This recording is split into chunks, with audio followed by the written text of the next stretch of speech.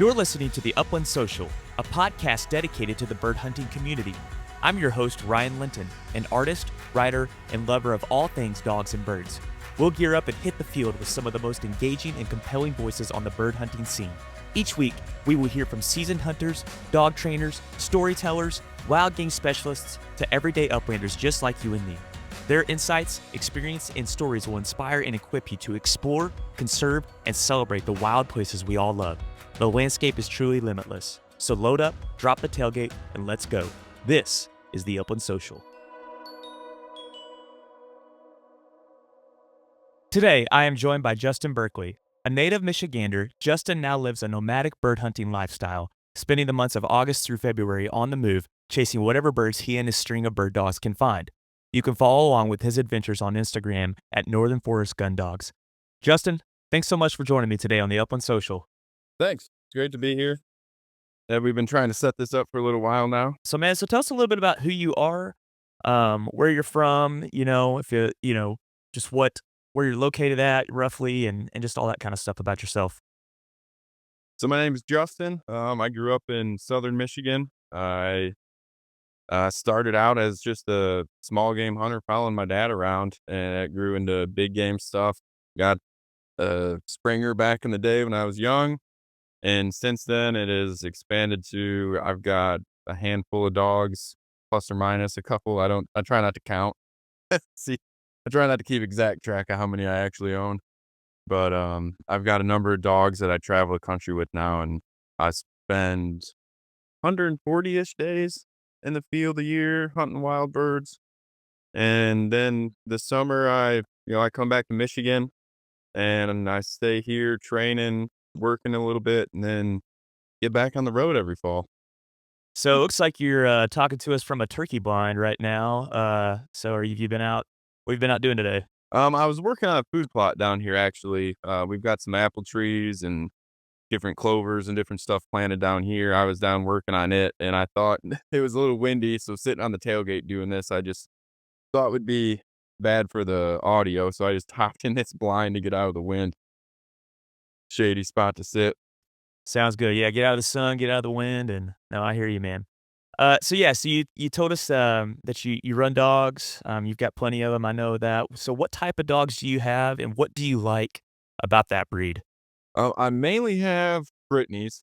I did recently add a black lab to that string. I do like my waterfowl hunting, and I I hunted with his mom down in Texas, and she was nice to have for flushing coveys and retrieving birds and things like that. So I ended up bringing him back with me. But most of my dogs are Brittany's. They're a little on the smaller side. I don't like a real big dog. One, I have a topper, so I've got to pick them up all the time. They range, that 30 to 35 pounds right in there.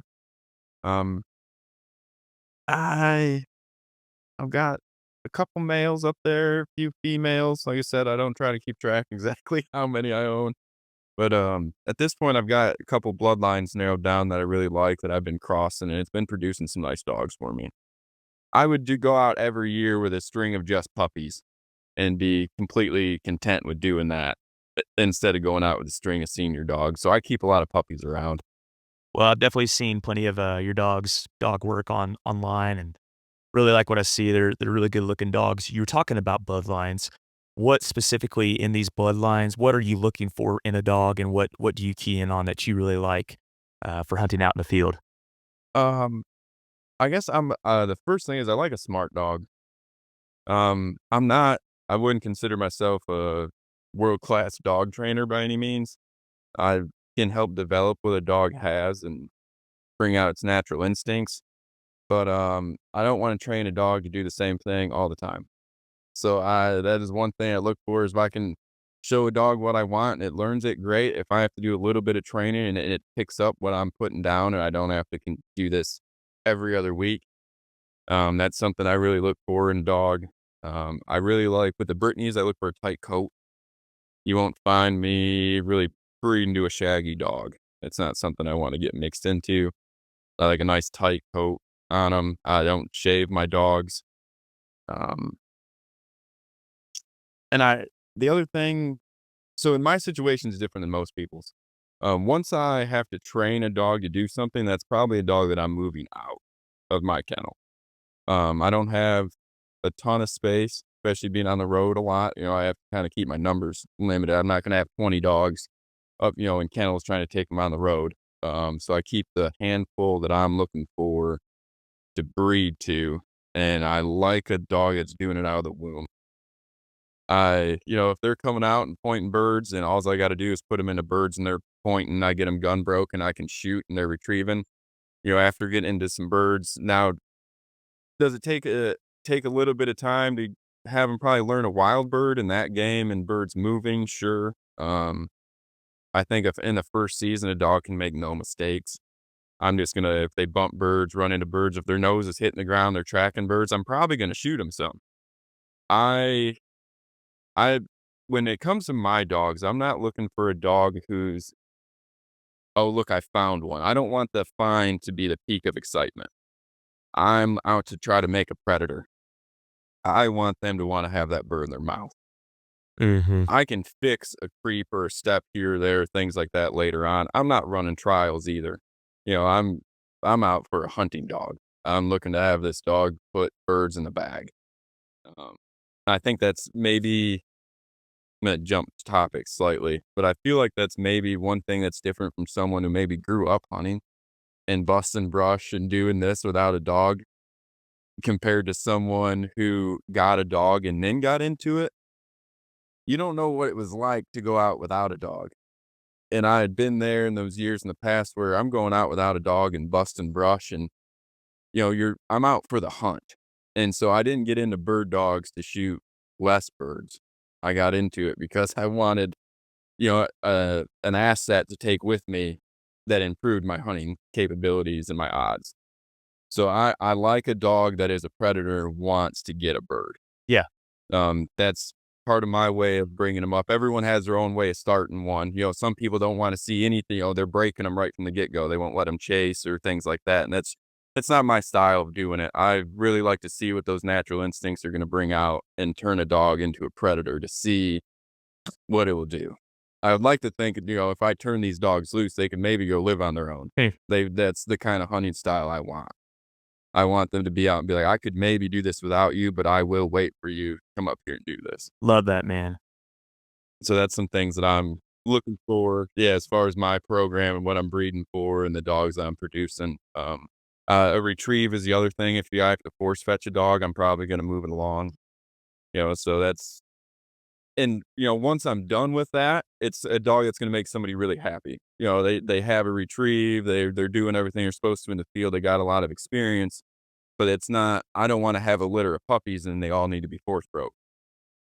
So, I also don't want a dog if it's not real heat tolerant or doesn't necessarily have the range I'm looking for. I don't wanna have a litter of puppies out of it, and now I've got a litter that's they all have that, or there's a trait in there that where you can pick out where it came from.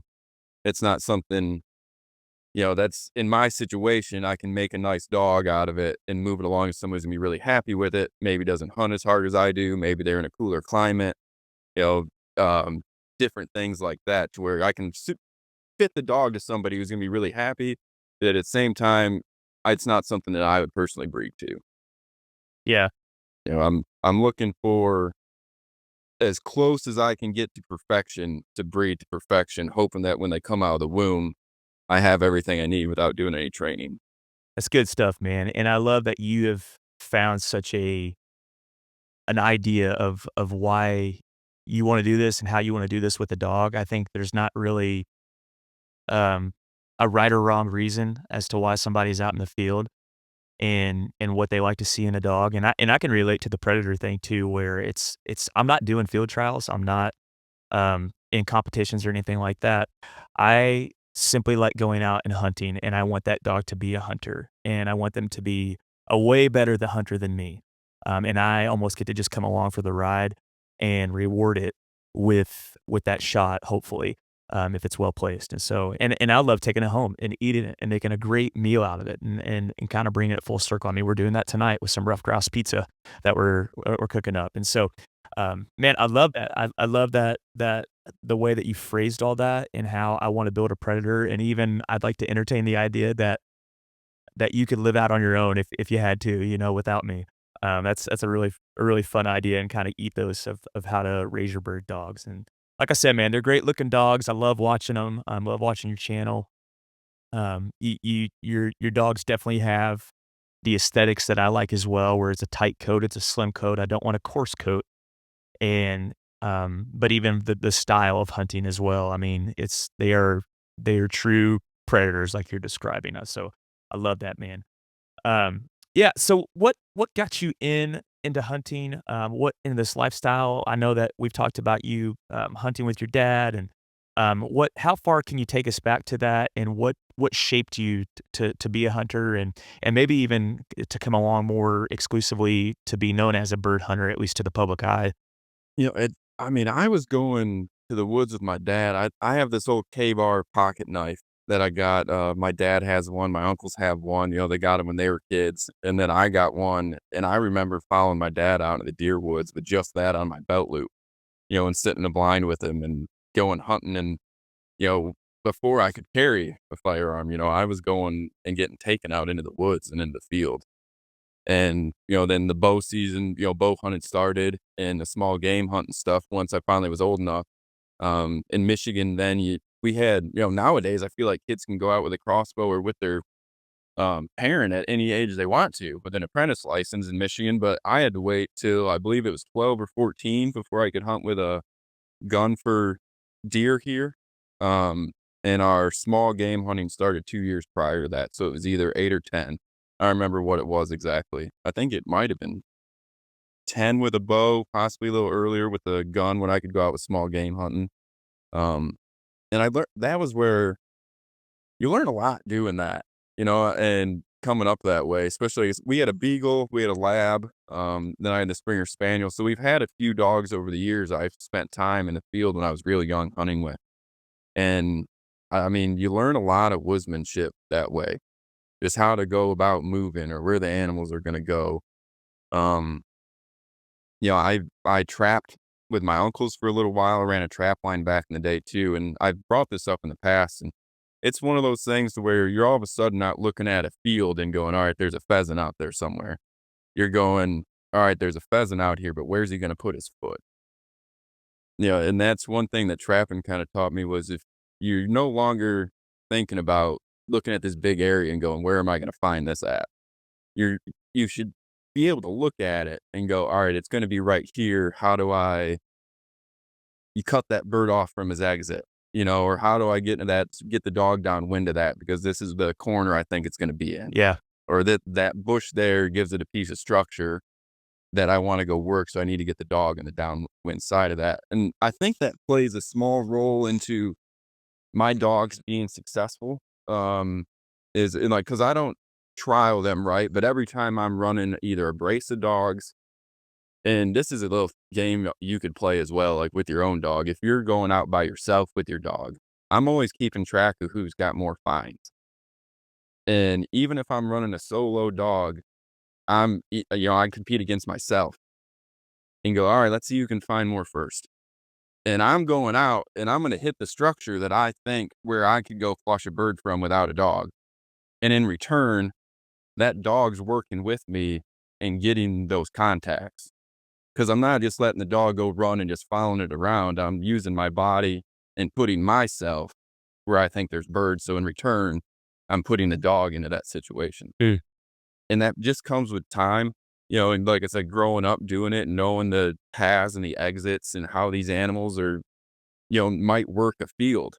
That's the turkey blind I'm sitting in. We've killed 6, 7 turkeys out of this over the last 2 or 3 seasons, and it's because of the where it sits and knowing that that bird is gonna make this corner and use his eyes to look back in this opening because he can't see it from anywhere else.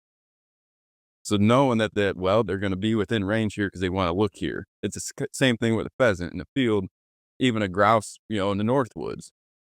You get in that aspen thicket, he's got an exit somewhere. They have an escape path, that if you can learn which way they're gonna be going or how they like to exit, there's a group of pines here, that's somewhere you want to try to cut that bird off from leaving and keep him where he's vulnerable. And little things like that, I think, help get the dogs a little bit more success in the field to where, if I get there and flush that bird first, that dog doesn't get that contact. And it might see it fly away and I'm not shooting and the dog's going, well, dang it. I guess I should have been there first, or maybe I should pay a little bit more attention to where you're going. Mhm. And now you're competing with that dog almost, and not that the dog feels that pressure or, when you line two dogs up, sometimes there's some competition there. I don't know if the dogs start to look at you that way to where, well, you're a little competition or what that causes, but I've seen that to where if with that mentality, I'm putting the dog into a few more birds because instead of me staying, 100 yards away from that piece of structure, I'm like, there could be something there. Maybe I should go walk by it. Even if it's a couple hundred yards away, I can see a bush out in the prairie. I'm going to change my route to go walk past that to make sure I'm checking it and that the dog got if there's a possibility of a contact, I want to get the dog into it.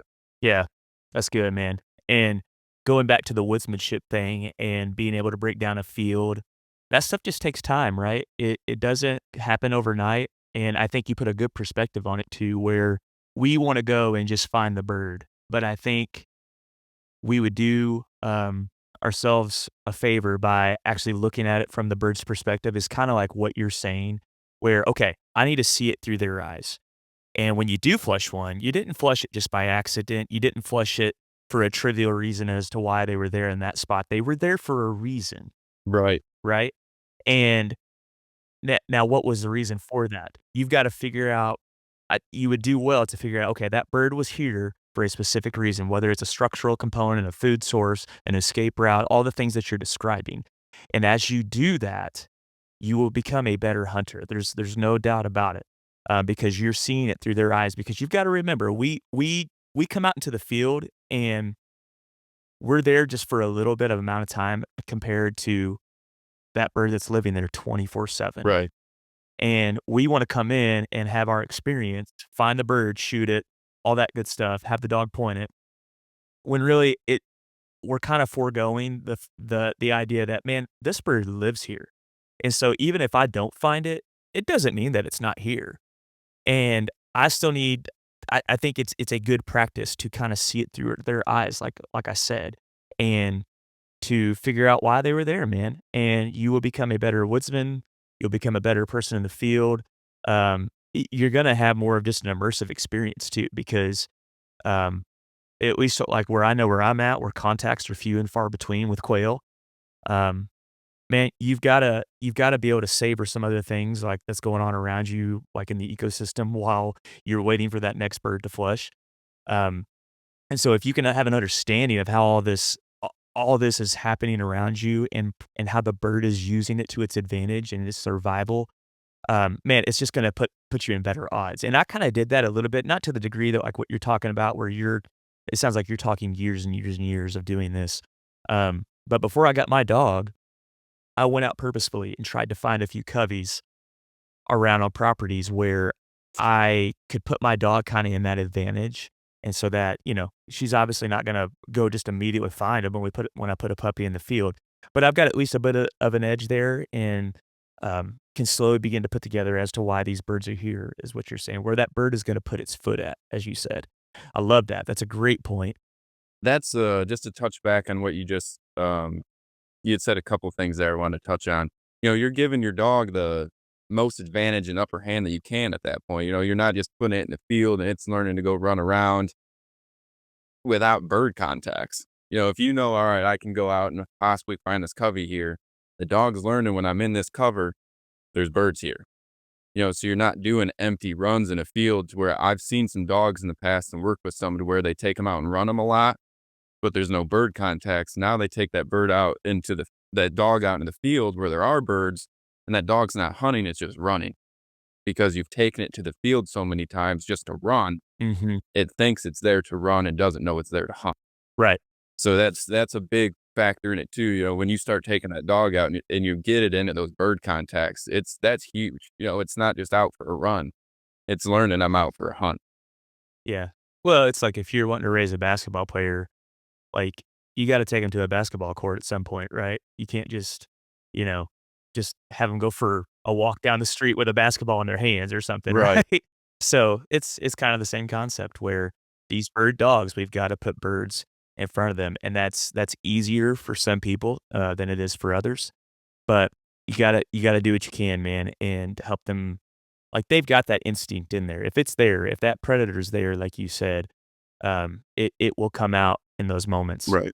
But you gotta put them in the right opportunities and put them in the environment in which those birds exist.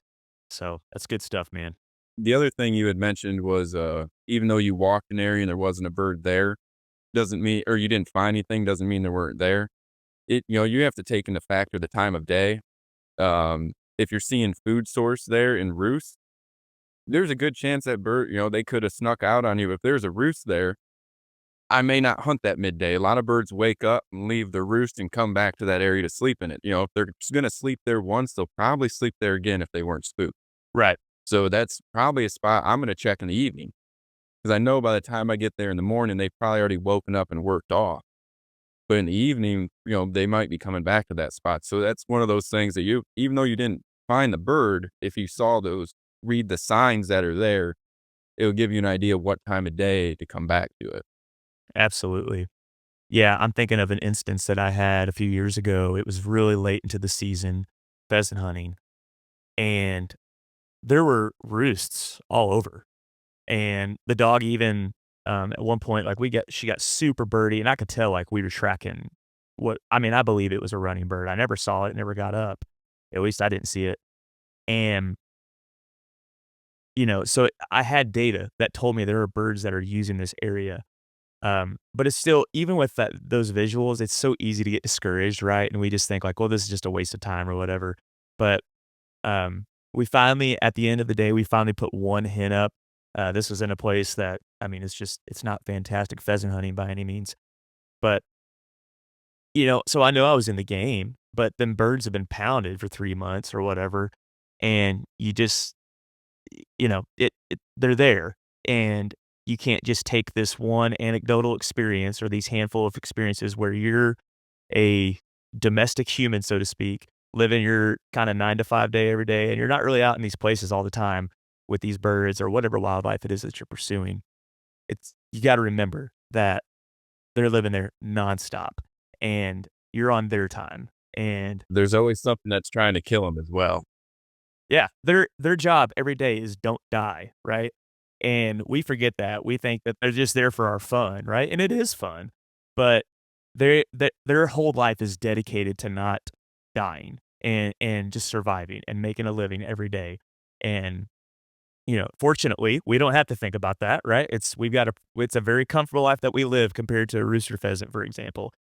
And um, but we walk away disparaged thinking that, well, this place just is no good or whatever, and it's just simply not the case, man. We just gotta work on their time.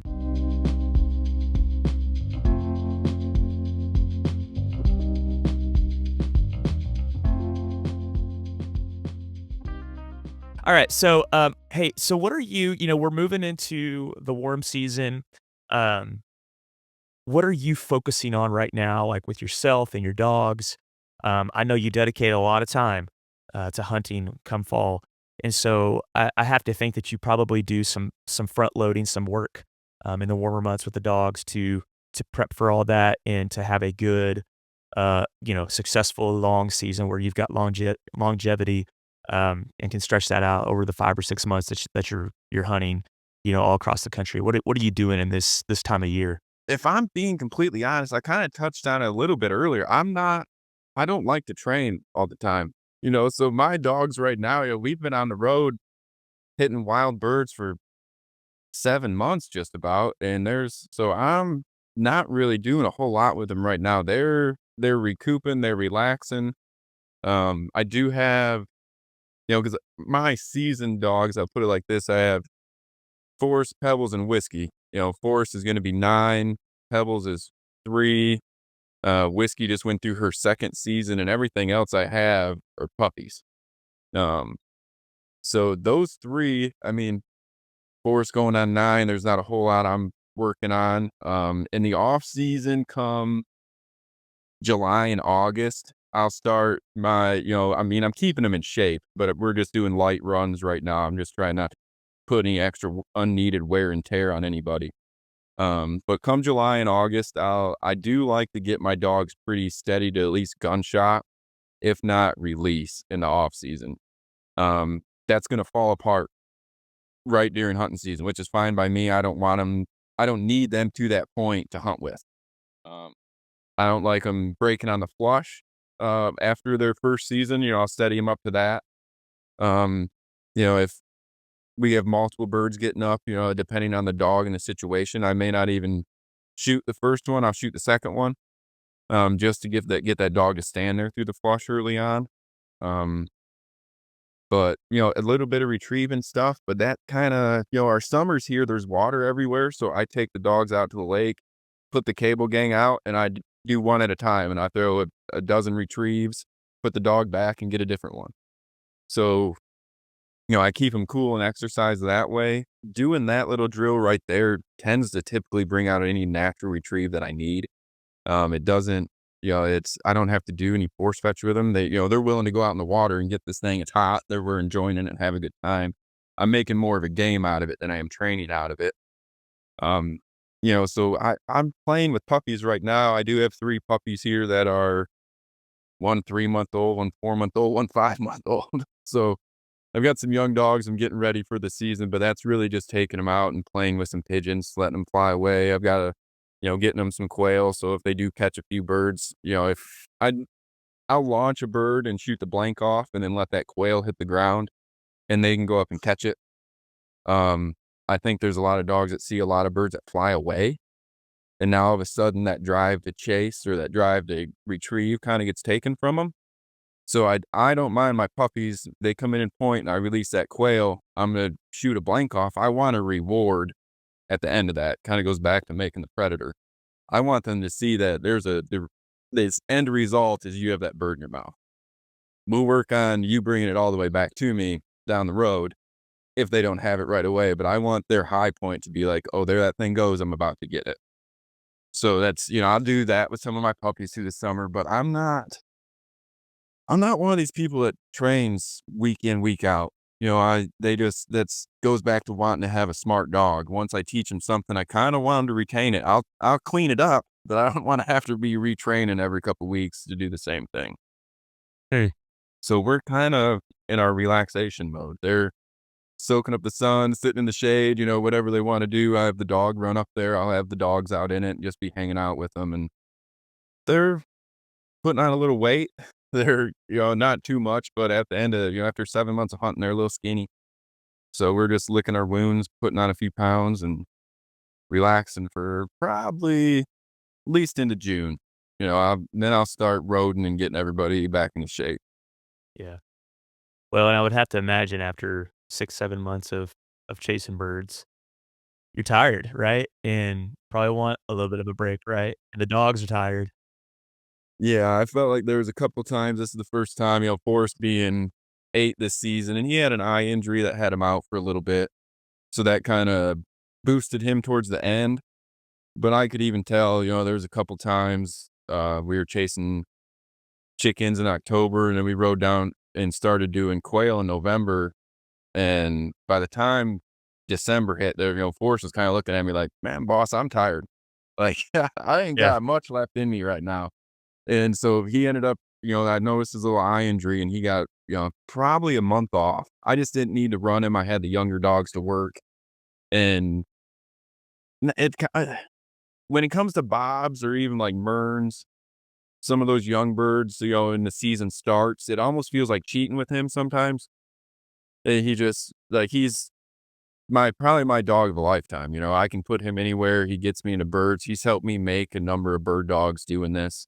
And I didn't need to push him at this point. So I give him his time off. I let him relax, take it easy this time of year. But he's one of those dogs that I didn't really need to be running on bobs. He doesn't have anything to prove to me, so I'd let him just kind of ride around for a bit.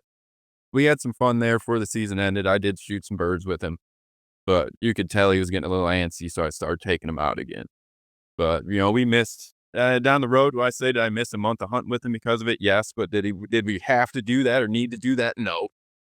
But yeah, that was one thing that did push him into later in the season. He looked a little better after having a month off. He had been running for probably 4 or 5 months at that point. So that paid off in the long run. His eye's fine. We actually didn't do bad with injuries this year, but Pebbles was down for a little bit. So this is that time of year. I'm just trying to heal everybody up. Yeah. Yeah, and it makes sense that your older dog, man, he's still an athlete, right? But he's a little bit of an older athlete, and so that month off probably did him some good. But Right. um, we've touched on it a little bit or kind of hinted at it, but you travel around a lot to hunt. I mean, beginning of August, you're basically off to the races of getting dogs trained up before seasons start to open up across the country. Um, what Tell us about that. You kinda live this nomadic lifestyle, if you will, very transient. You're talking about, you don't want to spend a ton of time having to retrain things in dogs because you run such a tight ship and there's only so many seats on the bus. What Just tell us anything that you want about that as far as, like, where you don't have to tell us even what states you hunt, but, just about, why you do that, what do you like about it, what's some things you've learned? I know that, there's probably a ton of things that you've learned of basically, like, living on the road and out of your truck and chasing birds around, so, tell us a little bit about that. Yeah, the truck setup and that thing is a whole so you could do a whole podcast alone on just what you would learn just jumping in your truck and taking off across the country and not coming back to a home base for 6, 7 months. You could do a whole set on just what I've found over the years has worked better in the truck or not. I think one of the biggest things I have is a solar panel with a fridge in there. It's a 2-zone fridge and freezer. It runs off of a solar generator. That alone is probably the biggest item I think that I've added to my setup that I don't have to buy ice. Um, Given what the possession limits are, I can freeze a day or two's worth of birds and continue to hunt and eat those while I have birds frozen. So if I get a rain day or if, the hunting's just not any good, or if I have some travel days, I have those birds in the freezer that I can pull out and thaw and eat while I'm on the road. A big part of why I stay on the road is just financially. I mean, being from Michigan, if I was driving east to west across the state or across the country 3 or 4 times a year, it would get a little costly. I say we're lucky to live the life what we do, the dogs and I do, but it's not exactly glamorous. There's no 5-star hotels for us, and I spend a lot of nights in the back of the truck. Um, we, we the fridge and freezer keeps me to where I don't need ice. I can keep my food available. Being able to sleep in the back of the truck, I'm not wasting gas going to and from. I'm trying to think of some other big things. That topper I have and the cable gang setup, honestly. That's one of those things. The chain gangs are so big and heavy that with the number of dogs I have, these cable gangs stack into the truck real easy. And it makes letting the number of dogs I have out while I'm on the road really easy. I can go somewhere, put a stake out and get a dog out to go to the bathroom. And then you can continue to work in your vehicle, do whatever you need to do. You're not having to babysit the dogs. They're out on something yet I trust anyway. Um, so those things all add to me being able to do this. Being gone for 6 to 7 months is a little rough. I got a niece and a nephew I like coming back to see. So I spend the summer here with them. I don't do Christmas with my family. I don't do holidays here. It's kind of a sacrifice I've made to do this. They understand why. I don't know, there's just at that point in the year when fall is here, there's nowhere else I want to be. I want to be in the field somewhere chasing something with the dogs. There's not a, for me to be driving back and forth through the country just financially, it wouldn't add up for me to be able to do this. So when I get somewhere, I normally stay for a little while and I'll stay there and keep traveling and hunting and move kind of from state to state as the season's open. Now I do miss the woods a little bit. I plan on probably coming back here in a season or 2, doing my deer hunting, a lot of grouse hunting. I'll take a season off, for a few months and be here. But next year, like, there's some things I still haven't done. I wanna go further west, maybe check out some mountains, go chase chukars around. I've done that once, but I wanna continue to do that. There's a couple quail species I wanna check off my list. So I feel like I go to an area and once I hunt it a few times, it's not that the lust for the adventure is gone, but that new sort of thing, the unknown is now gone. I can go somewhere and be successful, and it's like I can know what to expect or what I'm gonna get into, but that unknown of what's over the next hill is kinda keeps driving me to keep going and trying new places, check new things off the list. I love that, man.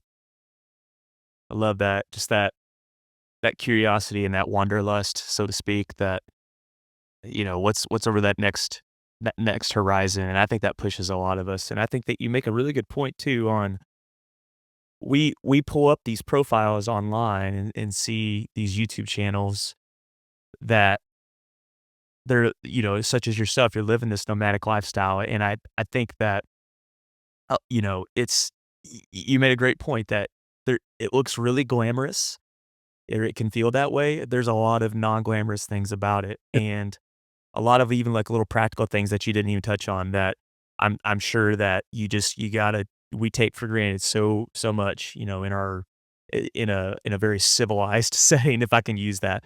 Um, and it's just a sacrifice that if you really want to do that, and I'm not speaking from experience, but I just know that to be true. I've heard you talk about this truck setup before. I've watched a video of yours as well, where you're breaking that down and dissecting exactly how your setup is. And it's you talk about running a tight ship, man, and that's a tight ship right there. And I mean, I remember even messaging you a couple years ago, right before season came in for being able to actually shoot birds. And you said, "Man, I'm getting tired of eating peanut butter sandwiches." Right. So, it's and if you're okay with that, and if you can get if to use a phrase that we say a lot, if you can be comfortable with being uncomfortable, it is a thing that's doable, and you can do it and save a whole lot of money than getting your Airbnbs or driving back and forth if you live out east, going out west and making multiple trips out of the year. I mean, it definitely is, even if there's a little bit of a startup, like, commitment to it as far as purchasing those solar panels like you're talking about, it can definitely be an economic thing that you invest in and, be able to pursue this on a pretty, you know, on a pretty tight budget or, or like to be able to do it in a way that doesn't cost a whole lot of money. But there are other costs, if you will, that you sacrifice to be able to do it. And there's pros and cons. There's not a right or wrong way. Um, I would say that you're definitely more on the spectrum of like where you're probably than most people that travel and hunt. You're shooting a whole lot more birds and having a whole lot more contacts because of just the lifestyle that you've dedicated yourself to.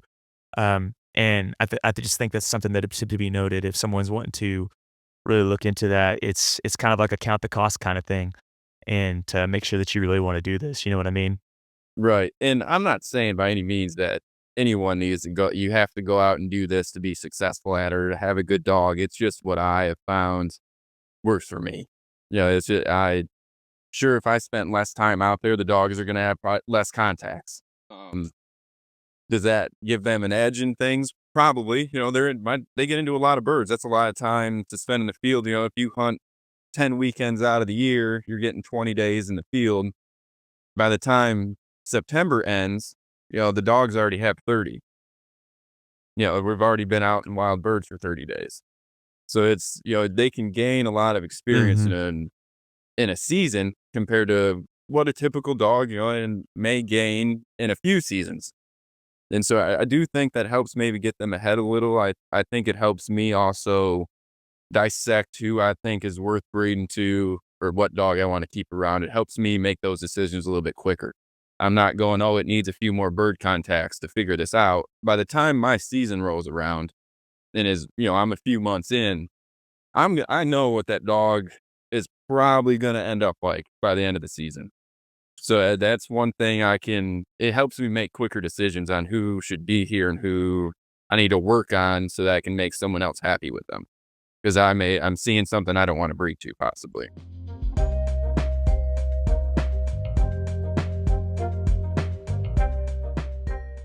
So, Justin, what is a struggle or a challenge that you faced? I have to imagine that you traveling so much across the country and hunting, and spending so much time of your life hunting itself. What's a struggle or a challenge that you faced that's really been like a good teacher to you out in the field? One of the things that comes to mind right away is the truck breakdowns. I haven't actually been broken down and stranded. I needed to get new hubs on my truck a couple seasons ago, and luckily I tried to plan ahead. I found where there was a mechanic shop nearby, but it still was going to be 7 days before they got parts in. So now all of a sudden I'm sitting at a camper for a week with no truck to drive, and I'm walking dogs out every day. So I'm taking off from the camper and having to walk a mile or two to actually get to the cover I want to be in. And some of those days, I mean, I took off at 9, 10 o'clock and I was getting back at 4. Now I wasn't going to do that with any young dogs, but I'd go on a 7-hour walk with Forrest and one of the other dogs and go get into some birds and then make it back to the camp. That's one thing, I'm looking at probably getting a newer truck down the road. Mine's got like 160, 170,000 on it. It's not way up there, but for what I do, you need to have something reliable to get you around, especially with that number of dogs, getting a truck to the shop and having to have kennels on the bed with dogs in there. Not every shop's real open to having you there. That is one thing I've run into. Another one's vets. Hmm. Having a good vet in the area, knowing where those are at, you're going to run into injuries. And being on the road, I'm not exactly somewhere where I can just lay a dog up for a couple weeks and then be like, all right, well, let's go back out now. So having them on the road, I've kind of had to become pretty self-sufficient at doing a lot of things. Barbed wire can put a nasty hole on a dog. And I've gotten to the point where cleaning those up and putting them back together, I really don't worry about it now. It's just something that I've grown accustomed to. Yeah, I'm sure those days where you had to wait for a week to get parts and you were walking 2 miles one way to get into the cover that you wanted to hunt, you might have been thinking changing your, handle from Northern Forest to the bird hunting hitchhiker or something like that. That would have made it a little easier. But again, I hunted that area around the camper with the puppies. So at a certain point, I'm pushing these birds out with the young dogs. So by the end of the week, I'm taking these old dogs and going, well, we got to get past where I've been hunting and get to some new cover. Right. So that's I did try to plan ahead as far as that went. And making the most of what was around me and then expanding from there. But those last couple days in that week, I was getting a little tired of just walking just to get to a spot, and I mean, I did find some covers in some different areas just from where I was parked that I hadn't been in that were really successful, actually. Yeah. You make a really good point too about veterinarians. I think that's something that we probably, if my suspicion is right, we don't dedicate enough time to researching. Something that's been really helpful for me is that research a couple good vets in the area, even if you're just dropping in for a day or two, like in an area, and save those contacts in your phone. Make like a little folder or something like that, or I'll save pins on my map so that in the moment if something were to happen, you're already on edge. You can't really think straight because you're in such a state of panic because your dog is in this dire situation. So it's really easy to be able to pull up your phone and just hit that pin and immediately get directions to that place. That's obviously based off if you have cell phone service or not. Right. I was just going to bring that up. If you're in the middle of nowhere and something happens and all of a sudden you pull up Google Maps to try to find a vet, the odds of you having service aren't always great. So like I'll use Onyx actually because I have better luck with you working in limited areas of service, and I'll drop my pins on Onyx even where the vets are. That's a good point. Put their phone number in there. Put their phone number in there as what it's labeled as, so you have it all right there. Yeah, it's a great point.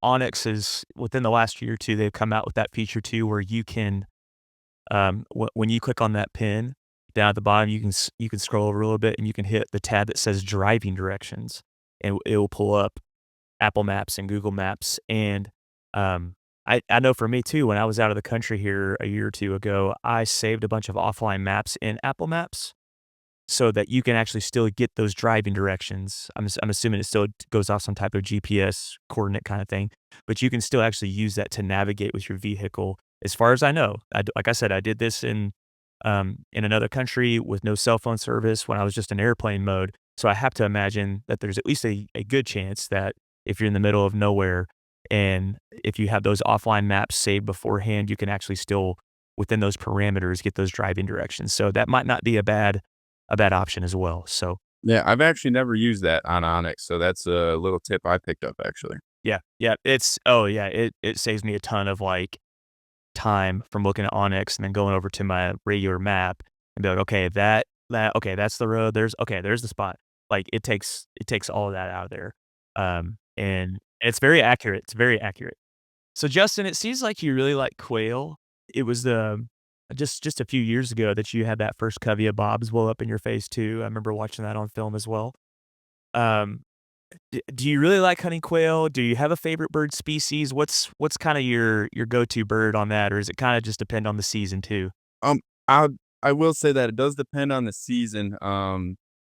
Growing up in Michigan, I do like warm weather birds or warmer weather birds. Yeah, so I do follow the warmer weather around the country. I don't stick around and wait for the snow. So it seems to be whatever bird might have good weather for the dogs to where I'm not cold. Yeah, I don't want it too hot, but so that does play in a factor in what bird happens to be my favorite at that time of the year. Um, I got my introduction into quail though, actually hunting desert birds and merns, scalies and gambles. Those were the first quail I hunted. And then from there, a couple of years ago, yeah, I went out and went after bobs. A buddy of mine had a wedding, and one of those things went in Rome. It was in October. I bought the license. Figured I might as well go give this a try while I'm here, and just added another state to my stop for a month or so.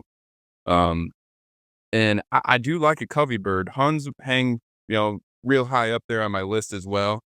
There's something about the coveys, that explosion, that rise. Uh, Now, the other thing is too that covey of birds puts off a lot of scent, and they tend to move together. I've noticed that some dogs, like early on in the season, I'll use sharp tails and Huns for example. I'll have dogs that will point coveys of Huns, but then might struggle with single sharp tails. So I wonder if it's the amount of scent that's coming off the actual covey to where there's a little bit more scent there, and the dogs just hit that, and it reassures them that what's going on. And so I see a little bit better results on the covey birds as far as bobs and merns and Huns go. That's slightly excluded from gambles and scalies because they run so much, but those birds, I wouldn't say they're made for puppies. You get a seasoned dog that you're comfortable with moving up with running birds, and they're a lot of fun. So just quail in general, that fall under my favorites because you can hit. It's hard to pick one certain species. It'd probably be bobs or merns that were my favorite. And I mean, you've hunted woodcock. Merns are like woodcock, but in a covey. They sit that tight to where had birds get up and shot one and still had others running around my feet. They're not a bird that's going to jump way out in front of you. They're great for young dogs. It is a challenge finding them certain places to where bobs feel like home to me. You find them in edges. You're there. It's a more woody structure. It feels more of what I grew up in Michigan. We have hunting pheasants anyway. The fields and the grass aren't as thick, but you're hunting edges, you're hitting thickets, and that it feels more like home to me. So I almost feel more comfortable in that environment than I do maybe in the desert, in the Sky Islands hunting merns. So it gives bobs maybe a slight advantage there. Then again, they're great for young dogs early in the season. Later in the year, they will start to run on you. But by then, the dog's got a couple months of experience on them or a month of experience. And for me, example, I don't hunt bobs until November. My dogs have been on the ground, even my young ones sit September chasing birds. By the time we get there, they're looking pretty good. I can go out and, I mean, this year I had a pup out of Forest and Pebbles. First season dog, they were born last year in May. So when September rolled around, wasn't very old. I got her into a few Huns and sharp tails. Ran some pheasants in October, and she didn't get into any prairie chickens. It just wasn't her game yet, only, being a puppy. But once we made it down to bobs in November and December, she looked great, and you're talking a 6-month-old dog at that point. And so they're a lot of fun for doing that. And I do, like I said, merns later in the season. It's a bird that, everything else in the country is pretty educated. but you could still take a puppy down there and get something done on Merns later in the year to where they're going to have positive bird contacts instead of necessarily just running birds or something like that. And I feel like it's the same way with bobs. You could, even late in the year, you could have success with a young dog. So that makes them fun. Yeah. No, you make a really good point with all that, and I've only got my experience with bobwhites. I've not hunted any other desert birds at this point yet. I hope to at someday. Um, but it seems like, yeah, your scalies and your gambles, they're the runners. They're almost like a little cousin to a pheasant, in that from a behavior Right. standpoint. Yeah. But you and then your merns, I've never heard anybody put it that way, but I like that visual of it's like a bunch of woodcock in a covey that are just perpetually sitting so tight, that it's hard maybe even to get them to flush sometimes, or you've got birds that are running around on you even after the, first handful have gotten up. And I would put bobwhites probably somewhere in between that. If you got your runners over on this end and you've got your merns over on the other end of the spectrum of where they hold so tight, bobwhites are somewhere in the middle has been my experience. Now I say that, it may just be because of the part of the country that I live in, and not as many coveys as maybe in some more western states, um, and therefore those birds are getting a lot of pressure because I'm hunting almost exclusively public land that I'm not the only one that knows about these birds. So I've seen bob whites act like pheasants, where my dog's tracking them. I know she's tracking these birds, and they'll get up 60, 70 yards in front of me, and it's just such an odd behavior when you read so much about how they are a gentleman's bird, where they'll hold so tight for you.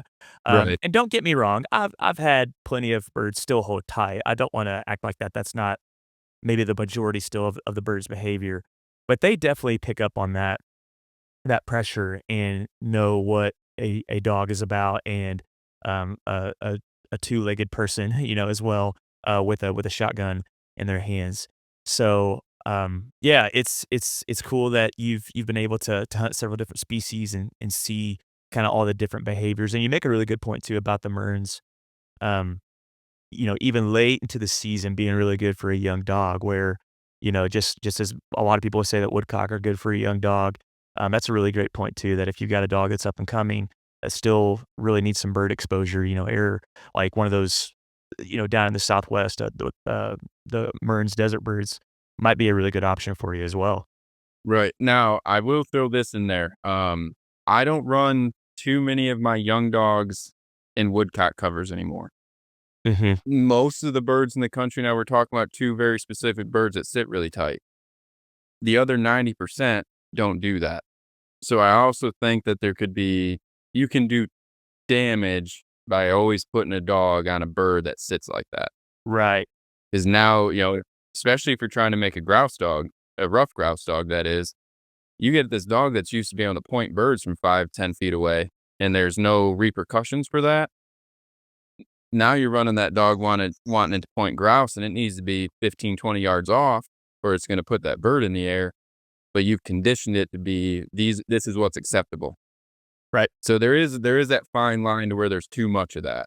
I think, at least in my opinion. Again, and not to say that woodcock can't make a really nice dog, but it can lead you to be like, man, they're great on this, but I'm struggling with grouse, and it's like, well, they've been rewarded too many times for getting too close to something that's, and I don't want to use the word easy, but there's something that's not as challenging Yeah, on them.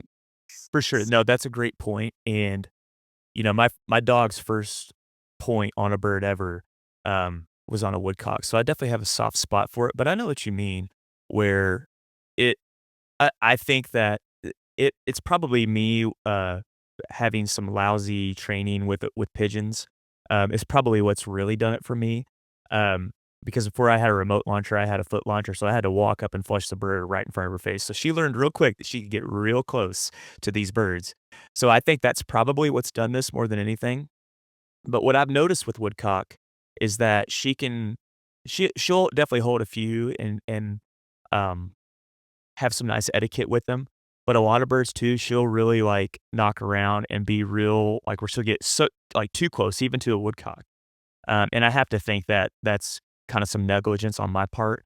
No, it's definitely goes without saying that if you are somewhere like in a coastal state out east or something like that where woodcock are gonna be the majority of your bird contacts, um, man, like, you know, you gotta work with what you got, so I don't wanna minimize that. Like, I love that bird, and they're in my opinion, they're one of the more fascinating as far as their behaviors and, like, the things that they do, and they're just there's a lot of mystery that they're still in, that, we still don't know a whole lot about them, so I definitely am not minimizing them, but if you want to have a cautious dog that handles rough grouse and pheasants and scaled quail, these birds that don't tolerate a ton of pressure, you might be shooting yourself in the foot a little bit by exposing them to woodcock after woodcock. So you got to ask yourself, do you want to have fun right now, or do you want to like delay a little bit of gratification and build a grouse dog or build a pheasant dog? Because I think you know, because here's the thing, you train your dog on those birds, those running birds, those less tolerant of pressure birds, they will I think it at least stands to reason that they will exercise that caution with woodcock too, because now if you flip it around like that, like, they don't know the it's not like they know the difference, like, for all they know, that woodcock's gonna act the same too, you know, so they're gonna be able to, you know, stand 20, 30 yards off a point or whatever, Right. and allow for you to come in and to walk in on that space and flush the bird, you know, because they've learned that, like, "Hey, when I smell this, I need to slow down, and I need to be careful." So you make a really good point there, man, about that, so thanks for sharing that. Yeah, and it's just something to keep in mind if you're struggling with an issue or you're not seeing what's going on and you're going, but we look great here. It's just something that maybe that easy, like you said, that quick gratification. And we talked about this a little bit earlier. You know, everyone wants to see that dog go out and be productive, be productive, get on birds and have fun hunting with them. You try to take that dog that you have raised and trained on woodcock and go hunt something like prairie chickens. If that's something you want to do, you're not setting yourself up for success. You know, so it's your end game is something to keep in mind from the beginning. If you're looking for a dog you can travel the country with and do things, you're going to want to challenge it early on so that when you do run into challenges, if you're on a week-long trip, that's not where you want to be trying to fix things. Yep. You know, so if you see you have something at home and you're going, well, maybe, and the way I do it, like I just stopped running younger covers if that's what I have access to. I started aging out, you know, running those 10, 12-year covers to where I'm hunting older than that for grouse anyway, because you're getting the grouse contacts, but you're finding less woodcock. Right. No, that's all a really good point too, and you definitely don't wanna be out in, I don't know, let's say you took a trip for a week to Wyoming, and you were trying to work out behavioral issues that, you know, is a downriver effect of what you've allowed, and I say this with you know, I've done this myself, so I don't wanna sound condemning when I say this or anything, but that's not the place where you're working out those issues, you know, that's at home in the comfort of, like, your own training grounds and stuff like that, where you wanna be able to make sure that you're either working those behaviors out or never allowing them to be there in the first place.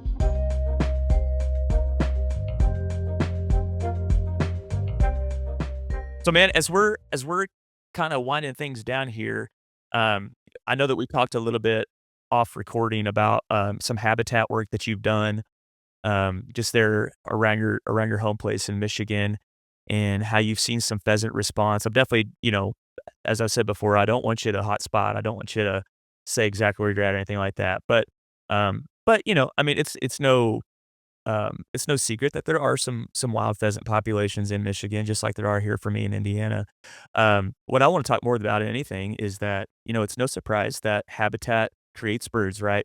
But I want to talk about like what you've been doing personally. You talked about you've done some food plots and some bird mixes and um you know, I don't know if you've done anything with native grasses, you know, per se, but anything like that that you guys have been implementing around your home place there, and you've seen the bird response to that. I would love to touch on that because Michigan's definitely well, I mean, it used to be, I would say, like potentially top 5, 6, 7 states to go pursue birds, you know, pheasants specifically.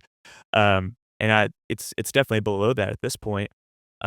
But what I wanna touch on, and highlight is the fact that, man, it doesn't have to be one of these Western states that we think of when we think of pheasants. It can be a more eastward, place. So, let's touch on that a little bit. So some of the stuff that we've done here, now I will use some pheasants for training, so we've maybe helped this population a little bit because this year, I mean, we released 30 last year or so, and this year I got a video while I was on the road for my buddy, and there were 17 pheasants in the field here, and that's more than we've ever seen. Um, we do food plots down here for deer and turkeys. We have, we plant some apple trees out back too.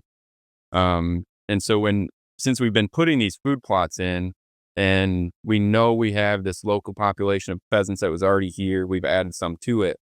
And we started using, it's called a dirty bird mix. It's made by Domain. I like their products anyway, at least for as food plots go. We've been using their stuff the last couple of years, and it takes off really well. Um, and we've been able to put in just small sections of this.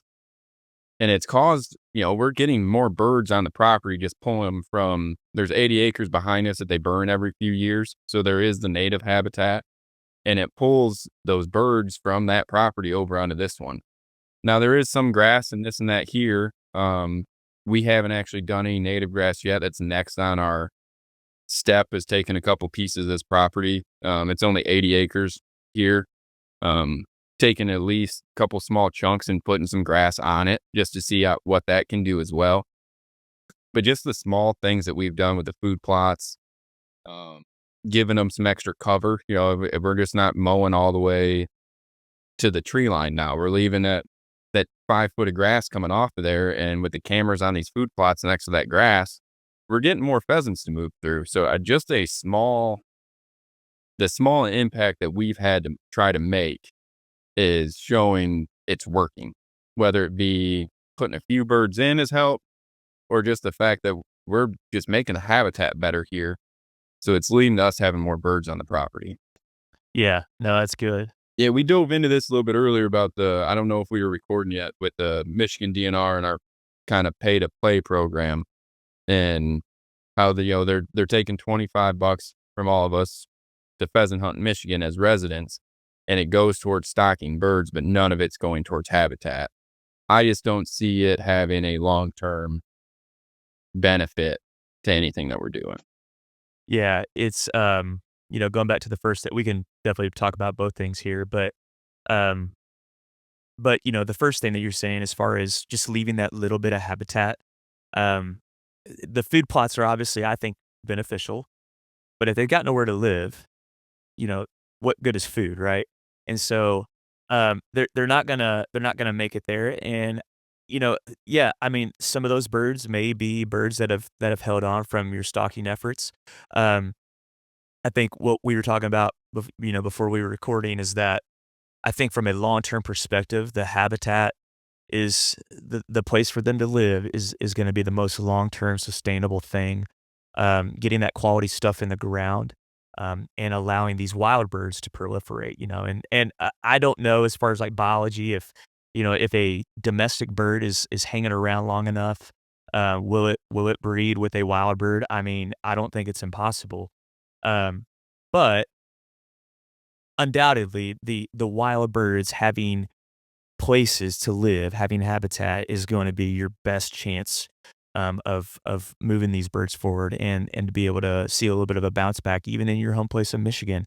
I mean, the same's true here.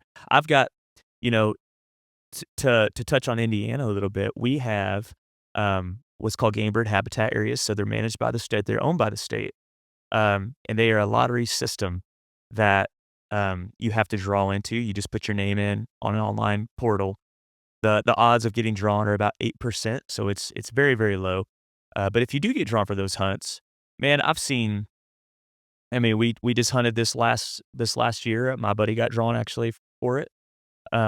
It was an 80-acre parcel, and a lot of that was food plots or like ag that had been harvested, but there were still like strips of grass. And 28 birds is what we flushed out of it, I think is what I counted. Um, and and not even great habitat, man. Like, it wasn't like, and that's not to knock on the DNR. Just like many systems of natural resource systems in each state, they're very understaffed. They just can't simply get to all of it in a year and in the time that they hope to. So I'm not dogging that at all. But it just goes to show you that if you've got the right stuff in place, or even somewhat of the right stuff, like you're saying, you're just leaving stuff, like leaving more patchy areas and places for birds to be, man, they've got such a better chance of hanging on. Um, and so that's why there's all these campaigns in the summertime to not mow your roadside ditches until after, I can't remember if it's August 1st or whatever, because you're just even that little bit, man, that hen can use that to nest up and raise her chicks. And it goes a long way. A pheasant, yes, I think at the end of the day, I think an 80-acre parcel is more helpful to a pheasant than a 20-acre parcel, but they'll use a 5-acre parcel if it's all they've got. And I think there's a carrying capacity for sure, but a little bit goes a long way is what I'm trying to say, and I think that's kinda what you're getting at too, you know? And from the stamp perspective as well with Michigan, um, yeah, I'm with you in that, where, once again, not trying to knock any system or anything like that, but to simply pay for, I think it begs the question, to simply pay for a stamp for the release for the purchase and release of these domestic birds on these places, I can't help but feel that that's not the same thing. It's not the same approach as if you're going out and trying to find a wild bird, in some natural habitat. Right. Yes, the habitat that they're putting them in is natural, but if we're wanting to, because I'll put my own state on the spot too, that we do the same thing, where you pay a certain amount and they will drop, hundreds, if not thousands of birds on these properties for you to go to chase around, for the rest of the remaining season. And it begs the question is, like, if we're really wanting to recruit hunters and lifelong hunters and be able to pass on that tradition and that love for hunting to the next generation as well, and to give like a really pure reflection of what hunting is like, is that the best way to do it? Or should a certain amount, maybe, of that, let's just use that $25 stamp, for example, maybe a certain amount of that, not all of it, but maybe a piece of that goes back to habitat restoration as well. So I don't know if you got any thoughts on that. Right. I guess my thought isn't on it, give us $5 off of that, or give that to the birds. There's no conservation involved in that. It's just, instant gratification of these birds are here, the parking lot's packed. You're really not going on a pheasant hunt. You're just going on a shoot, and there's guys walking out in the morning with headlights on to get a spot in the field. And I do not enjoy that whatsoever. And it's given this false perspective as well of what hunting's like. If the goal of the program is bringing new hunters, if the program stops, those hunters are no longer going to be involved. They're gonna be so used to this ease of it, or this instant gratification. Once you have to go grind and try to shoot one again, you're gonna lose those people right away. So it's a small way. It's a quick way to bring people in for a quick prize, but there's no end goal in it. There's no, hey, look, even if all these people leave, we didn't get anything from those hunters. We didn't get their $5 a pop into habitat while they're here. Mhm. You end this program, they no longer have to buy the stamp. They get their $11 base license as a resident. They go pheasant hunting, they don't go again because they didn't have any success. So you're looking at maybe an $11 profit down the road. Yeah. That, at least while we're doing the program, take $5 each from all of us that are buying in and give it back, to those of us who are gonna go grind later, or at least to the birds. Get what I'm trying to say here is this: there's no gratification out of it in the long run other than the instant, "Hey, look what I got." Mhm. And for me, like, I don't buy that stamp. I haven't hunted in Michigan in a couple of years because I tend to leave. Um, I've tried to boycott it when I was here. It's just not something. There's needs something that needs to change in the program to make it actually worthwhile in the long run. Yeah. Is those birds aren't adding to the population.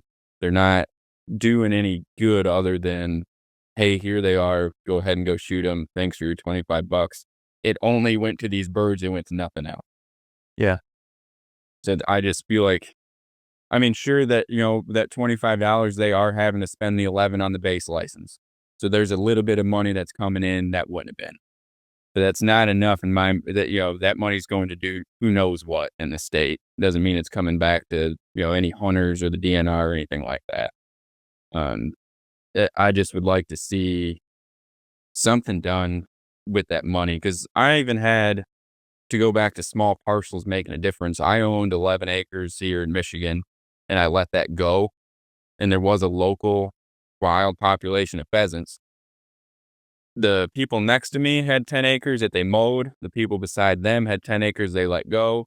There is a ag field next to me, and on the other side of that was another 10 acres that the folks let go. So there was only 30 to 40 livable acres, probably out of 80 that were over there.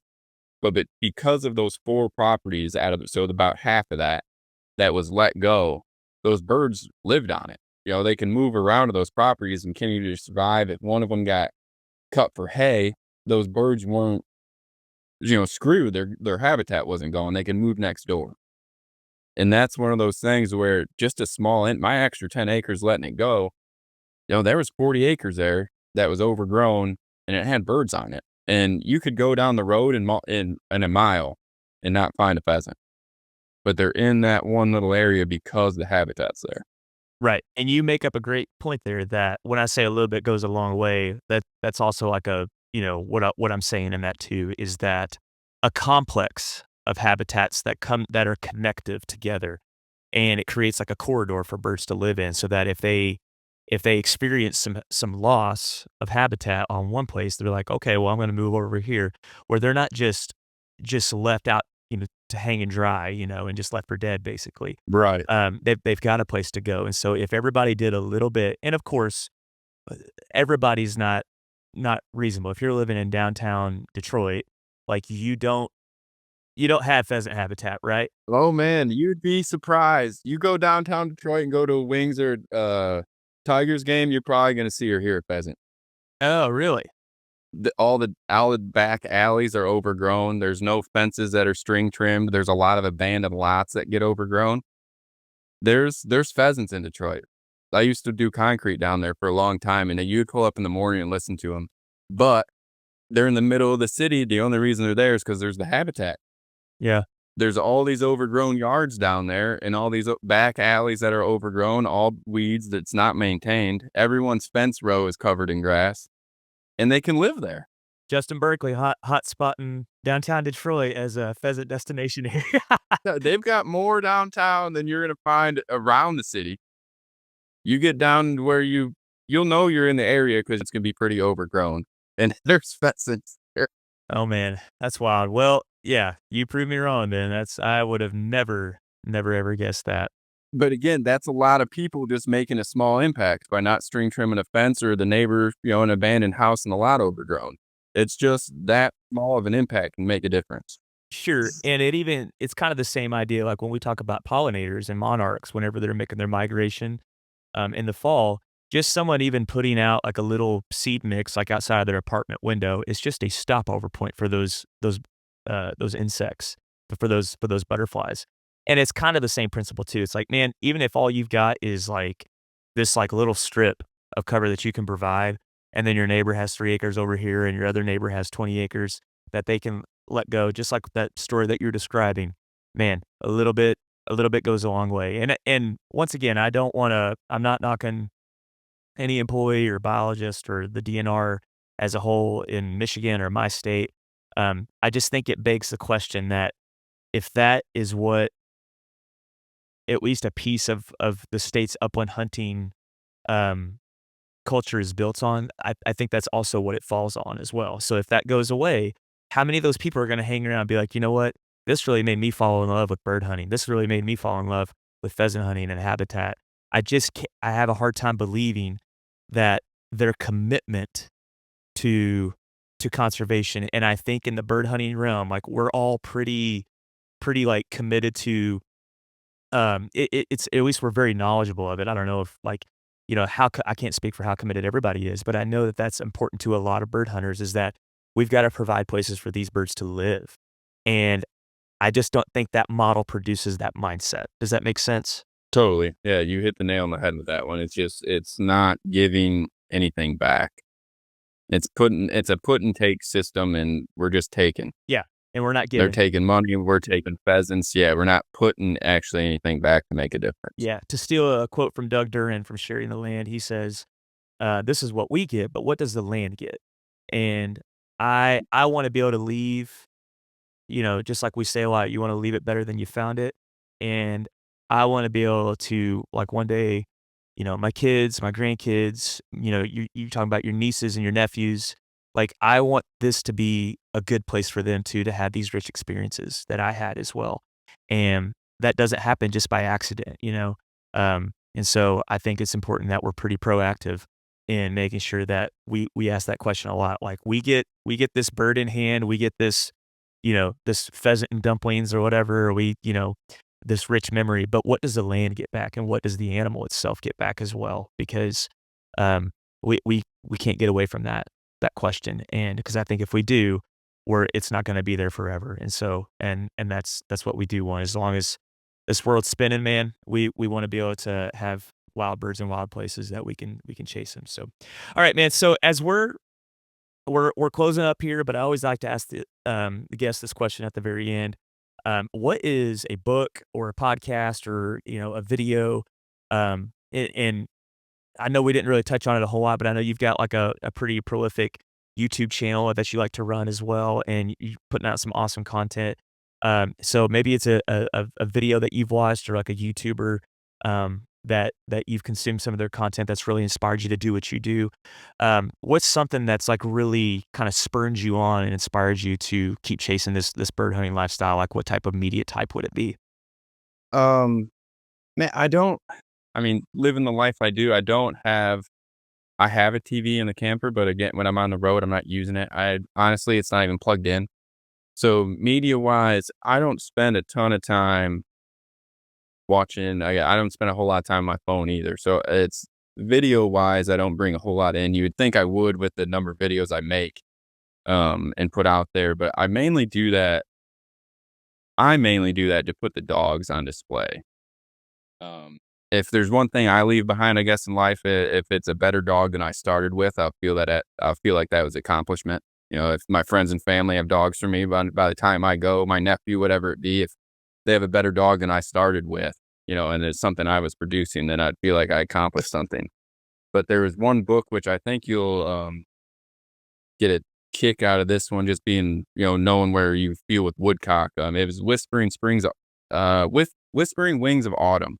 I can't think of who it's by, but that book lays out woodcock and grouse hunting to where it's almost a mathematical equation. And that kind of clicks with me. I like math, and it's the way it's laid out into how you should look at it and picture things. Like there's a lot of woodsmanship in that book, Mm. and it can teach you a lot. And that was one thing like you said, woodcock have a special place with you. They do with me as well. Being from Michigan, running them in the spring, things like that. That book definitely shed some light on them, and it's very informational. And it'll captivate you the way the guy talks about him. I can't think of who wrote that book actually. Yeah. Is it by Gene Hill and Steve Smith? That's a good possibility. I would have to look. Okay. Is it an older book? Yeah, it is an older book. Yeah. Yeah, okay. Yeah, I think that's what came up at least, and I know that Gene Hill is a grouse and woodcock guy, so, um, yeah.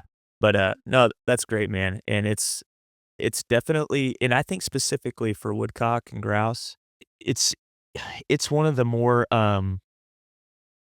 overwhelming things whenever you walk in the woods and you're just like, "Well, it kinda just all looks the same," right? And I remember when I was picking your brain a few years ago, um just we were talking over back and forth on Messenger about what to be looking for, and I remember you saying specifically to kinda think about, like, rabbit hunting while you're in the woods. You're looking for almost like this substructure, and so I don't know if that's what he's touching on, if he touches on that in this book, but, like, through just even conversations like that that I've had with you, now I walk in the woods, And I definitely feel better about, okay, I think this feels just grousey to me, and it's not like I've just sat on hours on end and just, like, studied the woods. I've just walked through the woods a fair bit now in the pursuit of grouse, and you just kinda you gain, like, this sixth sense almost of, like, this feels grousey to me. And sometimes I'm wrong, sometimes I'm right, you know? It just like all of us.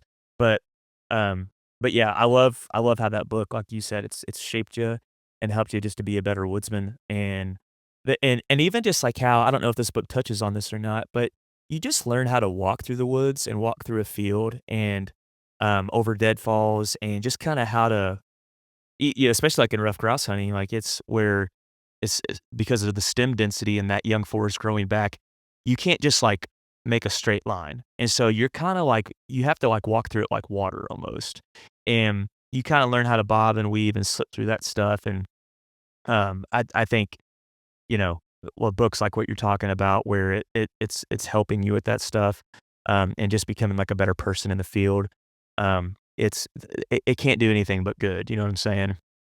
Right. The way I guess I could put it, like, with the rough grouse in the woods compared to hunting some of your western states where it's really open, you can see the dogs for a long ways.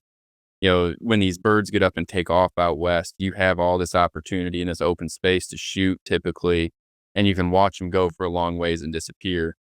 But yet you come back to the woods and your GPS is telling you the dog's on point because you probably can't see it. You're getting to the dog, and it's such a short, almost intimate moment because there's the dog, that bird gets up, you have your crack at it, and it's all over. Mhm. It's those split little seconds right there, and it's done. You don't get to see where the bird goes. You can follow up that direction, but you're not watching this bird fly out of sight. You had those few seconds with it, and it's over. You might get on that bird again. It's a possibility, but your odds of it in the woods compared to getting on a bird that you watch go down a few hundred yards away while you're out west, or even, a covey of bobs that you get up and see sail over a ridge and set back down. You can follow up on those and maybe have another moment with them. But when it comes in woodcock too, because they don't tend to go as far, especially flight birds, they pick up and set back down a lot faster because they don't know the area. Your locals, from what I've experienced anyway, those local birds know their escape route or their safe spot. They get up and fly a little further. But like in the woods with that grouse, it's all of a sudden, oh, there's the dog.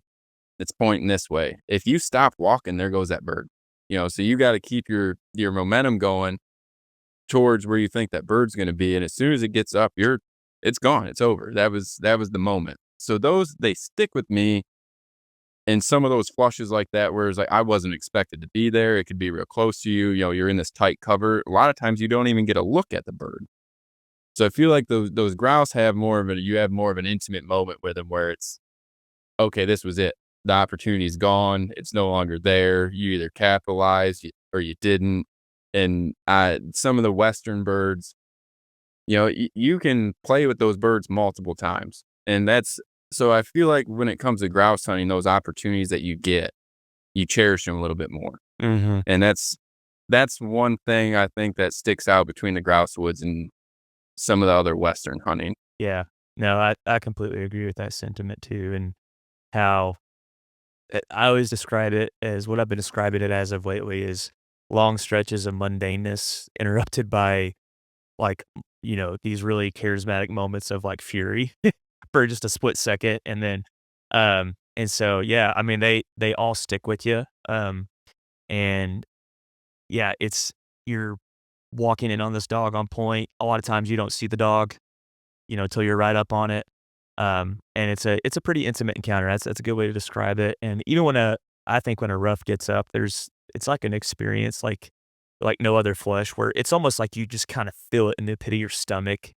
It's a very percussive, low frequency, um, just kind of thing that rattles you. It's not like some of these other, and I love every bird that flushes and gets up. I'm not saying that, but there is something that kinda is almost more there's like a hauntingness to it, especially if you don't even see the bird, you're just like, "Well, there it went," and, yeah, so when you do actually hold one in hand, um, you know, you really cherish that, so it's a fun bird to hunt.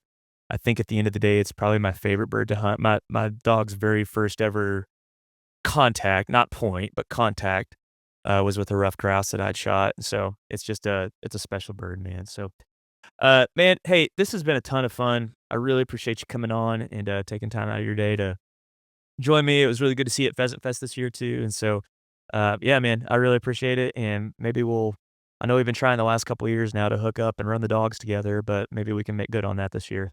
Definitely. Yeah, if you wanna I'll be out there somewhere. That's a guarantee. I'll be somewhere. Oh, yeah. Anybody that follows you knows that you will be out there somewhere for sure.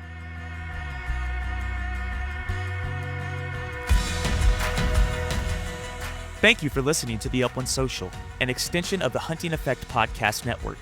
Recording and editing of this podcast, plus intro and outro music, was performed by me, Ryan Linton. My aim is that through this episode, you are more equipped and inspired to explore, conserve, and celebrate the upland hunting lifestyle and the beautiful places it takes us. Until next time, whether it's right here or out in the field, we'll talk soon.